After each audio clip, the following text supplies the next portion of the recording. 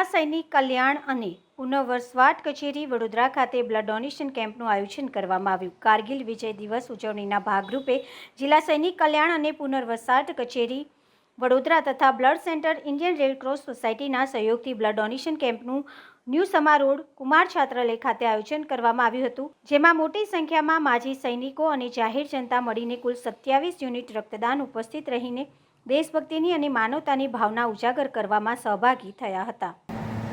मैं सबसे कहना चाहूँगी कि हम जो फौजी हैं ऑन द ट्राई सर्विसेज, हमेशा हमने अपने देश को सर्वोपरि माना है और हमारे देशवासियों को आगे सबसे माना है. तो आज भी हम तो मौका ही ढूंढते रहते हैं कि हम किस तरह से देशवासियों की मदद करें.